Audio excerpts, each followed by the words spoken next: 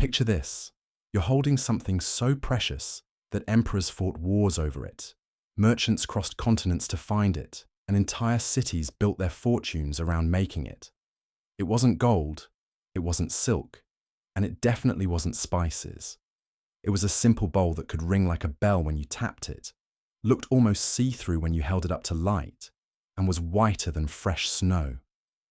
Welcome to the world of porcelain, the high-tech material that changed everything. Around 1500, while Europeans were still eating off wooden plates and pewter dishes, the Chinese city of Jingdezhen was cranking out ceramics so advanced they seemed like magic. We're talking about bowls so thin you could practically read through them, yet strong enough to survive a journey halfway around the world. The secret wasn't just in the clay. It was in an entire city that had turned porcelain making into the world's first industrial complex. But here's what blows my mind about Jingdezhen. This wasn't some small artisan workshop where a few potters made pretty dishes for the local market. This was a full-scale manufacturing powerhouse with over 3,000 kilns blazing day and night, employing hundreds of thousands of workers and shipping millions of pieces across the globe. The smoke from all those kilns was so thick that travelers could spot the city from 20 miles away. Talk about making an impression. The really wild part is how specialized everything became. You had entire streets dedicated to just one part of the process, Thrower Street, where guys spent their whole lives shaping clay on wheels, Painter Lane, where artists perfected the art of cobalt blue decoration, and Saggar Alley, where workers made nothing but the protective containers that kept precious porcelain safe during firing. It was like an assembly line, except each worker was a master craftsman who'd spent decades perfecting their one specific skill. What made Jingdezhen porcelain so special wasn't just the finished product. It was the insane attention to detail at every single step. We're talking about a process so complex that it involved crushing mountains of special rock, aging clay like fine wine, and firing pieces in kilns that burned hotter than most people thought possible. One mistake at any stage, and months of work could literally go up in smoke. The numbers alone tell an incredible story. A single firing cycle took weeks to complete, used enough wood to deforest entire hillsides, and could destroy half the pieces inside if the temperature wasn't just right. The master firemen who controlled these monster kilns were treated like gods because they held the power to turn raw clay into imperial treasure, or reduce it all to expensive ash. These guys could tell the temperature inside a kiln just by looking at the color of the flames through tiny peepholes. That's not a skill you learn from a textbook, but let's start at the very beginning, because the story of Jingdezhen porcelain begins deep underground with two very special types of rock. The Chinese called them Kiln and Petunce, and without them, none of this ceramic revolution would have been possible. Kiln came from decomposed granite that had been weathering for millions of years, creating a pure white clay that was plastic enough to shape, but strong enough to hold its form. Petunce, or China stone as it later became known, was the secret sauce. A feldspar-rich rock that melted at high temperatures to create that glassy, translucent quality that made Chinese porcelain so coveted. The whole thing started when someone figured out that mixing these two ingredients in just the right proportions created something nobody had ever seen before. Pure kaolin alone would make decent pottery, but it was the addition of petunce that transformed ordinary clay into porcelain. The combination was so perfect that other countries spent centuries trying to reverse engineer the formula, often with hilariously bad results. Getting these raw materials ready for use was a massive operation in itself. The kaolin had to be mined from open pits in the nearby mountains, while petunce was quarried from specific veins of rock that produced just the right chemical composition. Both materials then had to be transported to Jingdezhen, no small feat when you're talking about tons of rock moving down mountain paths on the backs of porters and pack animals. Once the raw materials reached the city, the real work began. The petunce had to be crushed into powder, and we're not talking about grinding it with a mortar and pestle. Jingdezhen had developed an entire system of water-powered trip hammers that could pulverize rock into flour-fine particles. These mechanical monsters used the flow of mountain streams to lift massive iron-shod hammers that came crashing down on the stone with enough force to shake the ground. The sound of these crushing mills was apparently incredible, like thunder that never stopped. Visitors to Jingdezhen wrote about the constant pounding that echoed through the valleys, mixing with the roar of kiln fires to create a symphony of industrial noise that never quit. The whole city lived and breathed to the rhythm of crushing stone and burning wood. After crushing came the delicate process of levitation, basically washing the crushed materials to separate out impurities and get particles of exactly the right size. This wasn't just dumping everything in a bucket and stirring it around. The Chinese had developed sophisticated settling pools where crushed materials could be washed, separated, and refined through multiple stages. The coarser particles would settle first, followed by progressively finer materials until only the purest, finest particles remained suspended in the water.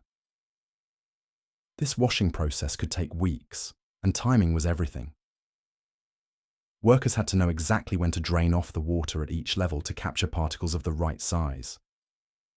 Too early, and you'd lose valuable material. Too late, and impurities would contaminate your pure clay.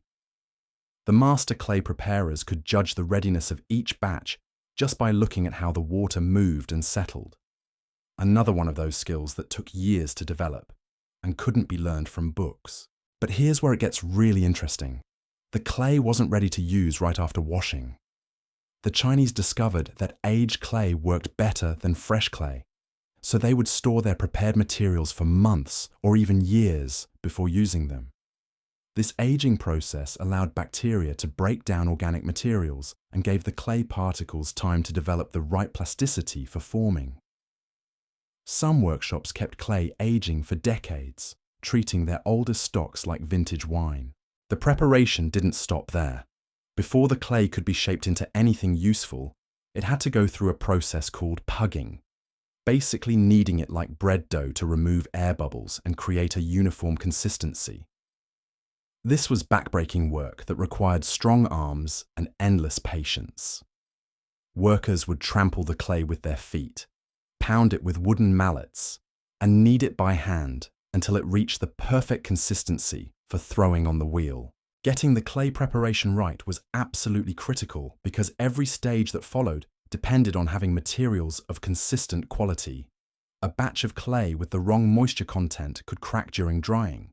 Clay with impurities might explode in the kiln. Clay that hadn't been aged properly could tear apart on the potter's wheel. The master clay preparers weren't just mixing dirt, they were creating the foundation for what would become some of the most valuable objects in the world. The really impressive part is how Jingdezhen managed to maintain consistent quality across thousands of batches of clay. They developed standardized recipes and testing methods that ensured every potter was working with materials of the same quality. This kind of quality control was revolutionary for its time and helped establish Jingdezhen's reputation for producing porcelain that met the exacting standards of imperial courts. Once the clay was properly prepared and aged, it was time for the magic to begin. The forming stage was where shapeless mud became recognizable objects, and this is where the true artistry of Jingdezhen really showed. The city had developed a level of specialization that would make modern manufacturing experts jealous. Every step of the forming process was handled by workers who had spent their entire careers perfecting one specific skill. The heart of the forming operation was the potter's wheel, but these weren't the quaint little wheels you might picture from a pottery class. Jingdezhen wheels were precision instruments, often made from heavy stone that could spin for minutes with a single kick.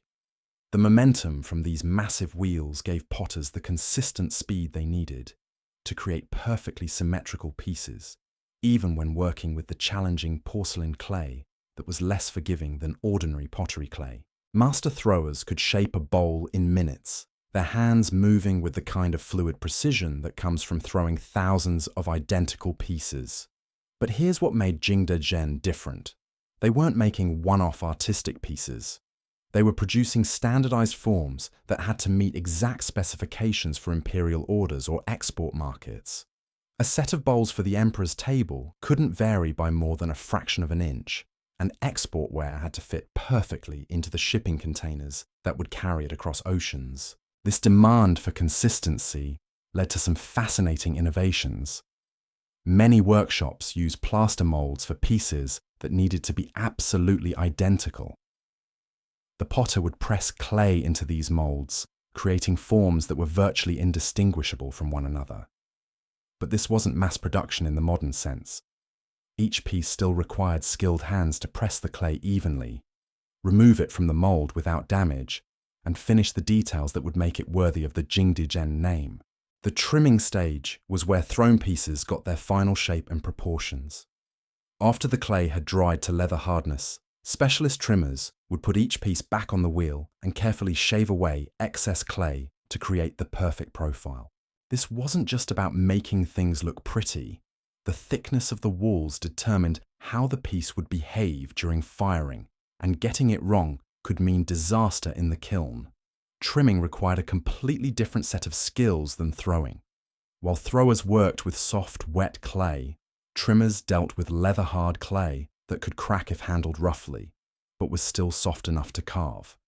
The best trimmers could judge exactly how much clay to remove just by feeling the piece with their fingers, creating walls so thin they seemed impossible yet strong enough to survive the firing process. For pieces that needed handles, spouts, or feet, there were specialists who did nothing but attach these components.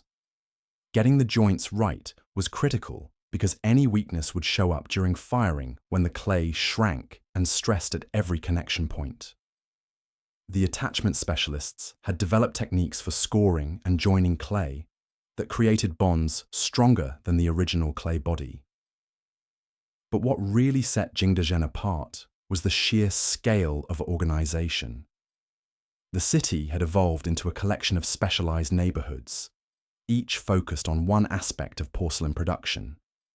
You could walk down certain streets and see nothing but potters' wheels spinning, the rhythmic motion creating a mesmerizing dance of clay and skilled hands. Other streets were lined with trimming shops, where the sharp scraping of tools against clay created its own distinctive sound. The economics of this specialization were fascinating. Most workers were paid by the piece, which meant speed and consistency directly translated to income. A master thrower might complete 50 bowls in a day, while someone still learning the trade might struggle to finish 10 pieces of acceptable quality. This piecework system drove incredible efficiency and skill development, but it also meant that a bad day at the wheel could literally mean not having enough money for dinner. The guild system that governed these specialized workers was incredibly sophisticated. Each craft had its own guild with rules about apprenticeships, quality standards, and pricing. Master craftsmen jealously guarded their techniques, passing them down only to trusted apprentices who had proven themselves over years of dedicated service. Some techniques were so closely held that they were literally family secrets, passed from father to son for generations. The division of labor extended beyond just the basic forming processes. There were specialists who made nothing but saggars, the protective containers that shielded precious porcelain during firing. Saggar making was its own complex craft because these containers had to be perfectly sized, completely refractory, and able to withstand the thermal shock of repeated heating and cooling cycles. What's amazing is how all these specialized workers coordinated their efforts to create finished products.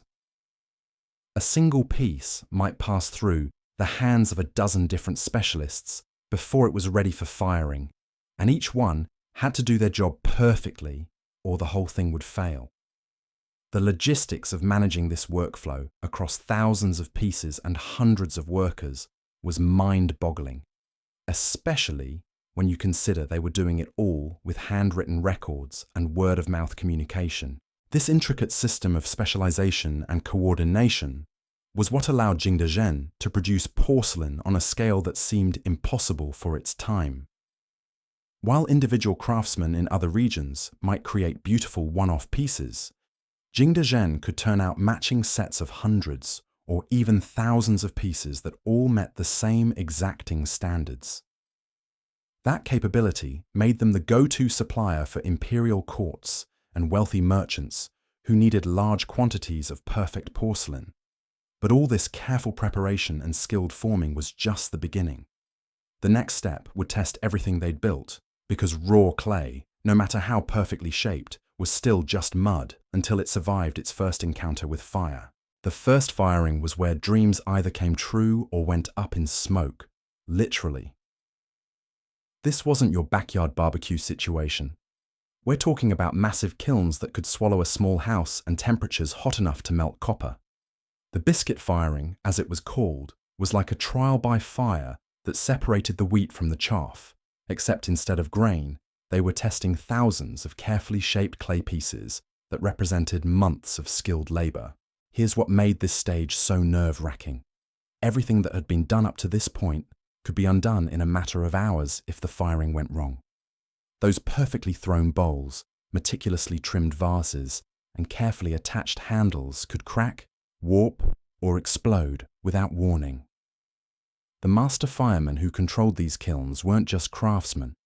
They were basically playing a high-stakes game of poker with fire, where the ante was thousands of pieces of irreplaceable work. The biscuit firing happened at relatively low temperatures, around 900 degrees Celsius, which sounds hot until you realize that's actually the cool end of what these kilns could do. The purpose wasn't to create finished porcelain, but to transform the raw clay into something stable enough to handle glazing and decoration. Think of it as giving the clay its backbone, turning it from something that could be squished back into mud, into something that would hold its shape no matter what. Loading the kilns for biscuit firing was an art form in itself. Workers had to stack thousands of pieces inside the kiln chambers without letting any of them touch each other. Clay shrinks as it dries and fires, and if two pieces were touching, they'd fuse together into an expensive mistake.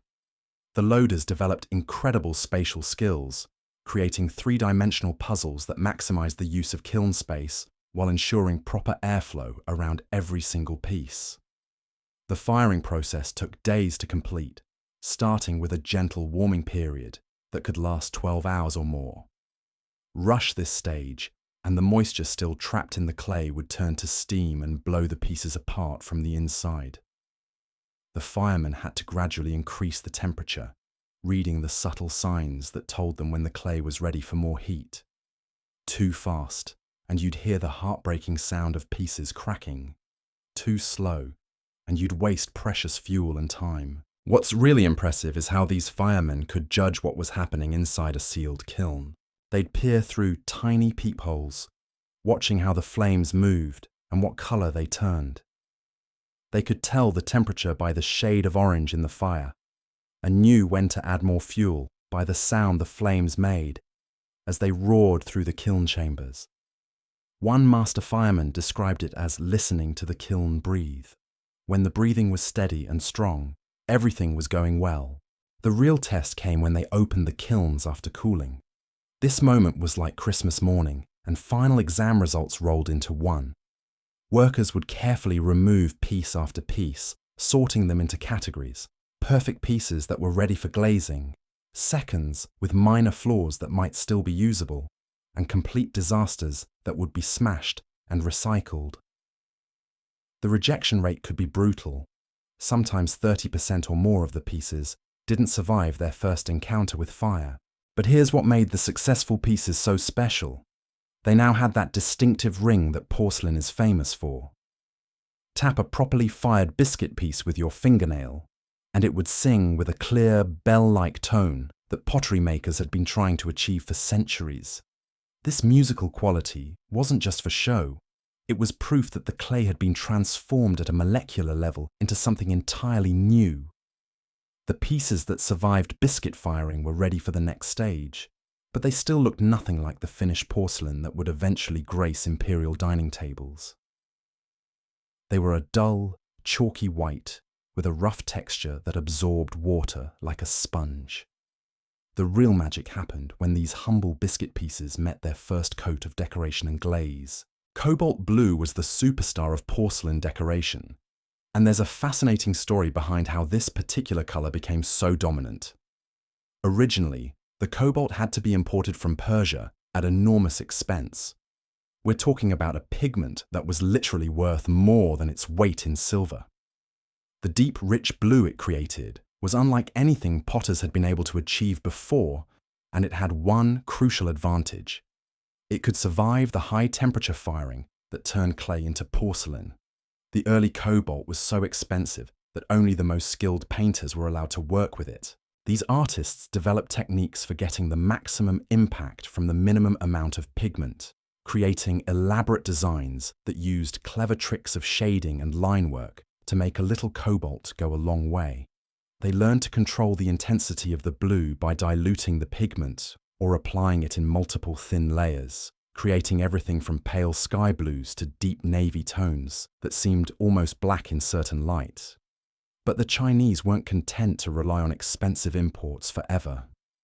Local sources of cobalt were discovered and developed, though the native cobalt had different properties than the Persian variety. Chinese cobalt tended to create a slightly grayer blue with occasional dark spots that some people considered flaws, but others found charming. These little imperfections became part of the character of Chinese porcelain, like beauty marks that proved authenticity. The painting process itself was incredibly demanding. Unlike modern ceramic paints that stay put once applied, cobalt pigment could run or blur if the painter's hand wavered even slightly. The artists had to work with confident, flowing strokes that couldn't be corrected once applied. A single mistake could ruin a piece that had already survived weeks of preparation and firing.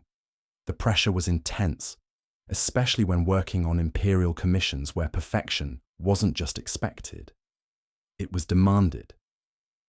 Master painters developed their own signature styles and techniques, often specializing in particular subjects.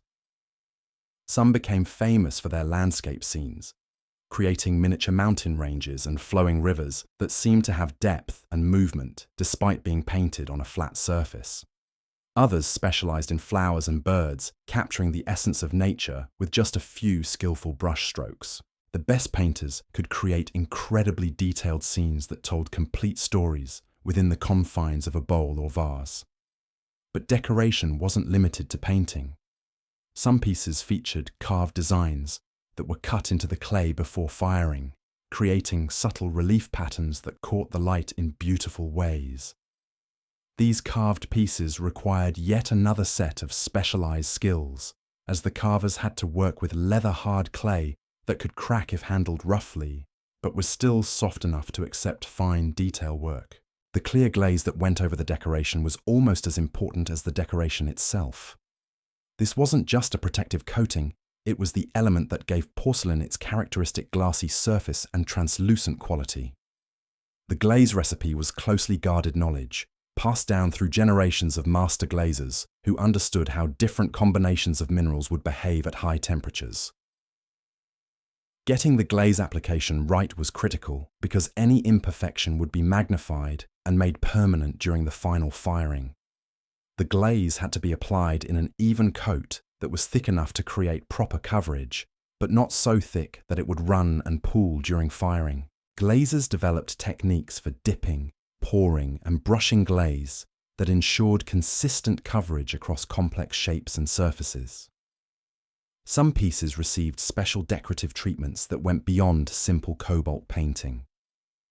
White-on-white designs created subtle patterns that were visible only when light hit the surface at the right angle. These pieces required incredible skill to execute because the decoration was created by varying the thickness of the white glaze, creating raised patterns that were almost sculptural in their effect. The Celadon-style pieces tried to capture the jade-like quality that Chinese collectors prize so highly. These glazes contained iron that turned different shades of green depending on the firing atmosphere, ranging from pale seafoam to deep forest green. Getting the color just right required precise control of the kiln atmosphere, adding another layer of complexity to the firing process. Once decoration and glazing were complete, the pieces were ready for their final test. The high-temperature glaze firing that would either transform them into precious porcelain or reduce them to expensive failures. But before they could face that ultimate challenge, they needed protection in the form of saggars, those specialized containers that would shield them from the worst effects of flame and ash during their journey through the kiln. The saggars were like protective armor for porcelain, and making them was its own specialized craft that could make or break an entire firing. These weren't just simple boxes.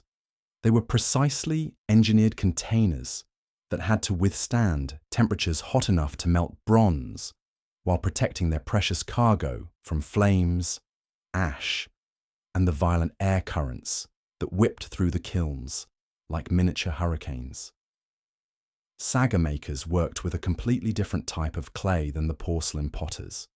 Their clay had to be incredibly refractory, meaning it could take punishment that would destroy regular clay without batting an eye.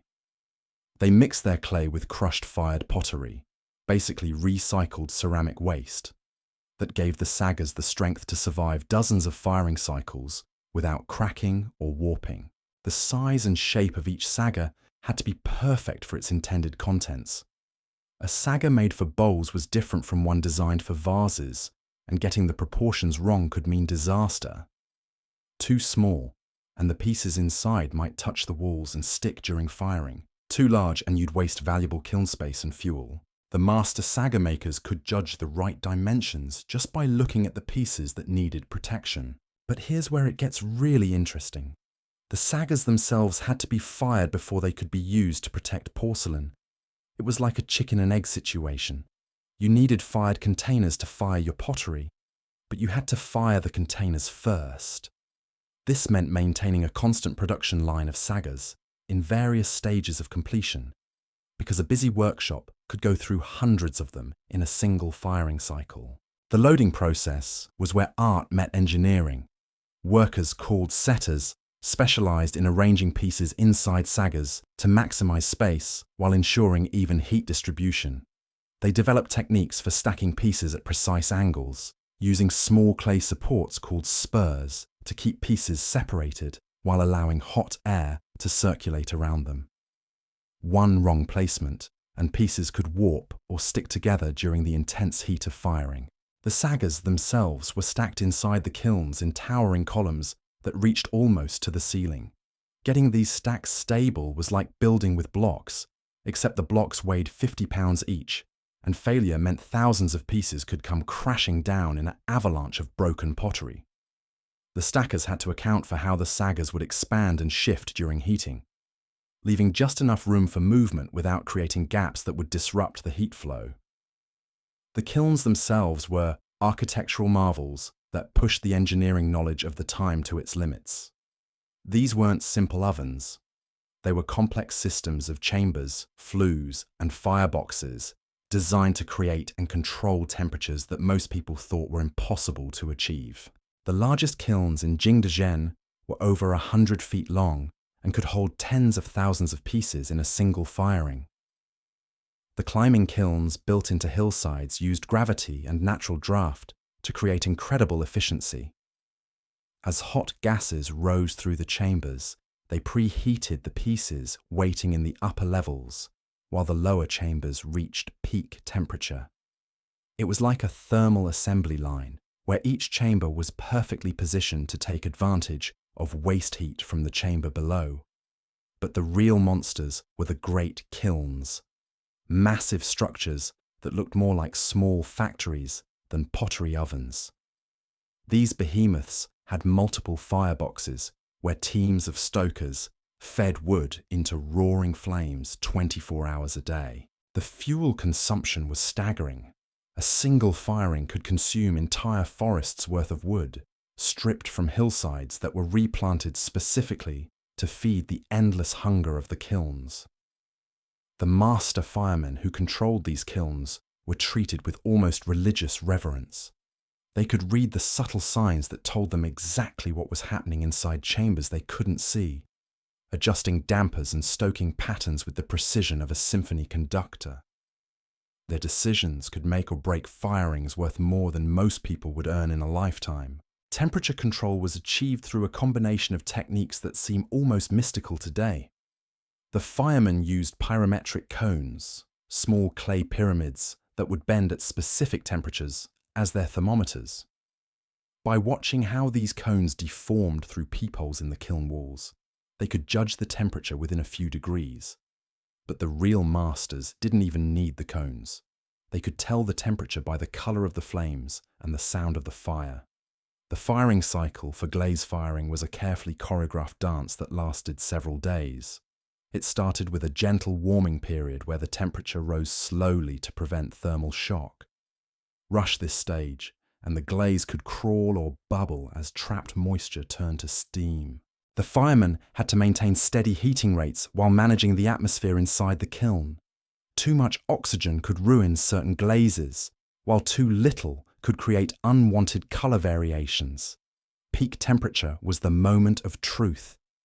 At around 1300 degrees Celsius, the glaze would begin to melt and flow, creating that glassy surface that made porcelain so distinctive.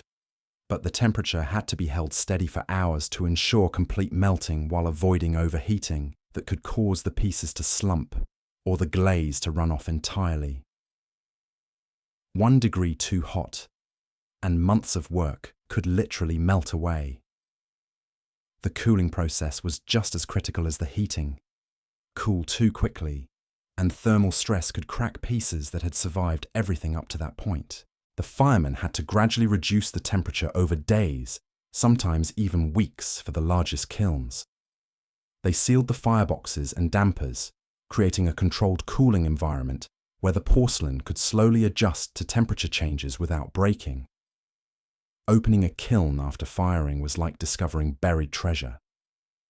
Workers would carefully remove the saggars layer by layer, revealing the results of their weeks of labor. The successful pieces would emerge transformed, no longer the dull, chalky biscuit ware that went into the kiln, but gleaming porcelain with surfaces that seemed to glow with inner light.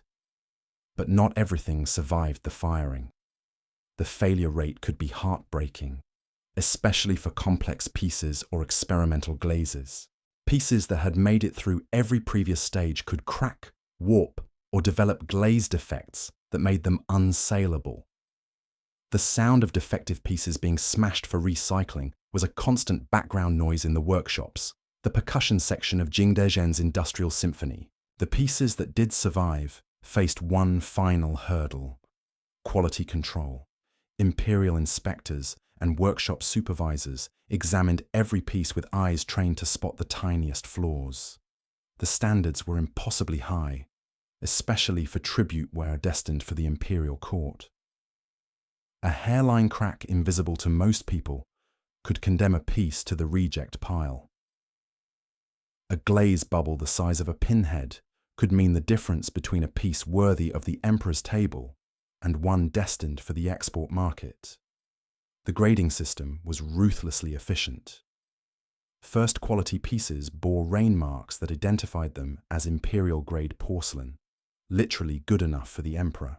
These pieces represented the absolute pinnacle of ceramic achievement, with perfect forms, flawless glazes, and decoration that met the impossibly high standards of the imperial court. Second-grade pieces might have minor flaws, but were still valuable enough for wealthy merchants or export markets. Everything else got smashed. The Chinese had no interest in flooding the market with inferior goods that might damage Jingdezhen's reputation. Broken pieces were ground up and recycled into new clay or used as grog in saggar production. This quality control system was brutal but effective. It ensured that anything bearing the Jingdezhen name was genuinely exceptional. The pieces that earned their way to the finishing stage received final touches that turned them from mere pottery into luxury goods. Foot rings were polished to remove any roughness from kiln furniture. Surfaces were cleaned and inspected one final time. Some pieces received overglaze enamels, low-temperature decorative colors that were applied over the fired glaze and fired again at lower temperatures to create additional decorative effects. The enamel colors opened up new possibilities for decoration.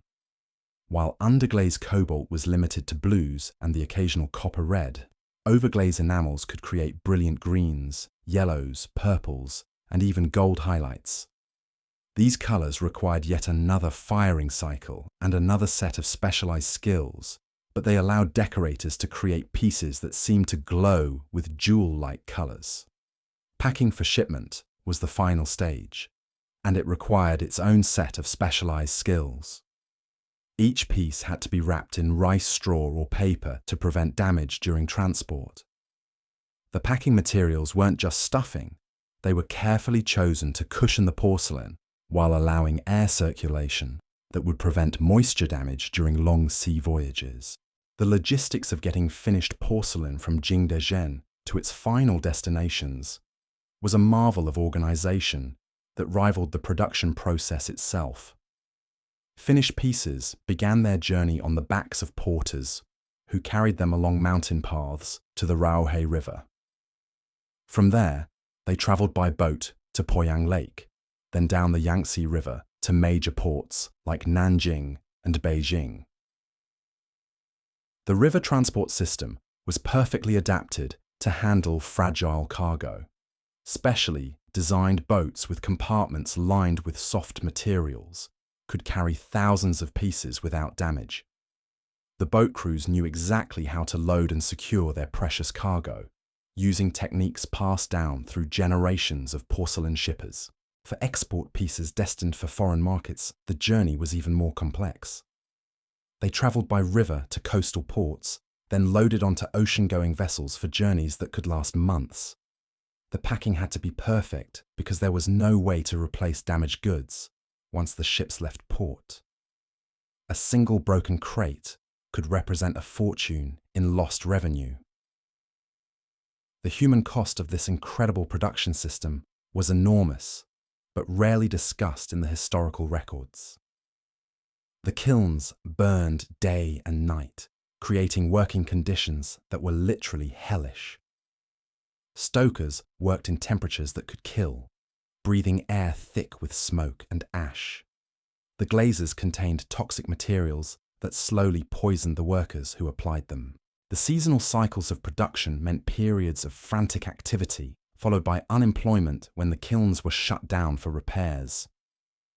Yet this brutal system also created opportunities for social mobility that were rare in traditional Chinese society.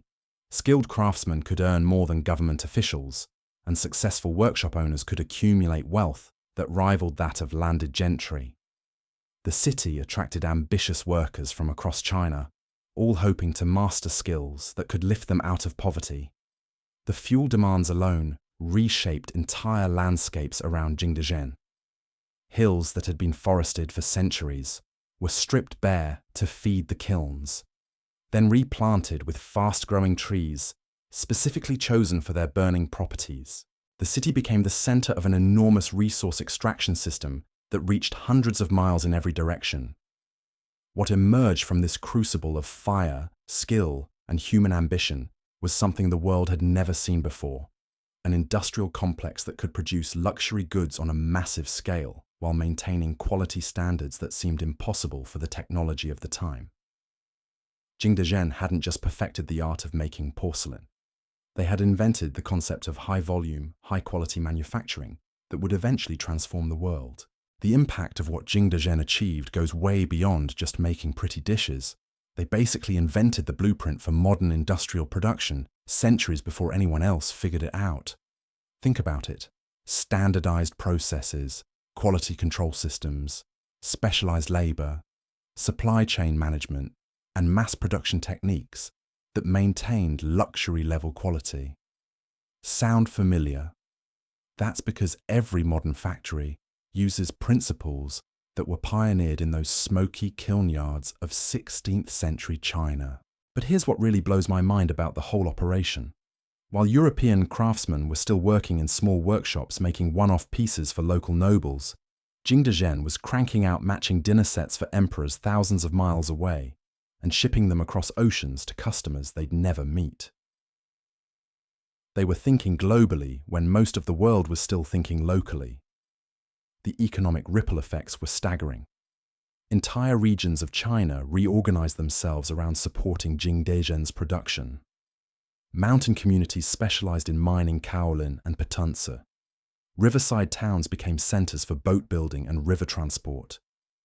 Coastal cities developed sophisticated export networks that could handle the massive volume of fragile cargo flowing out of the porcelain capital. What made this system really revolutionary wasn't just the scale, it was the combination of scale with innovation. Those master craftsmen weren't just repeating the same techniques generation after generation. They were constantly experimenting, pushing the boundaries of what was possible with clay and fire. New glazes, new decorative techniques, new firing methods that could handle ever larger loads while maintaining quality. The knowledge transfer system they developed was equally impressive.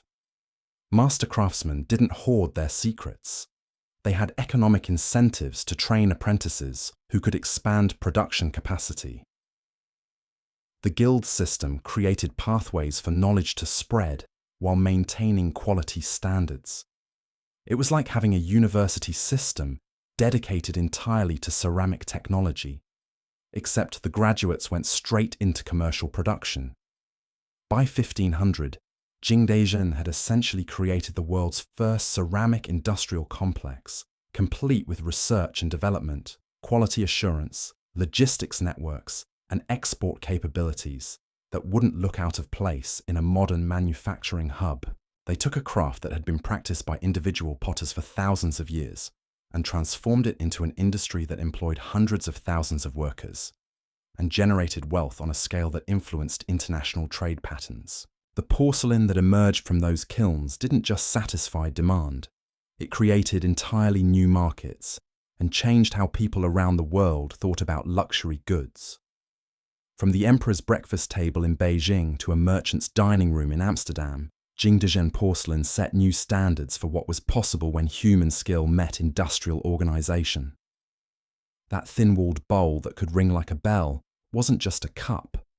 It was proof that the right combination of materials, techniques, and organization could create something that seemed impossible until someone figured out how to make it real.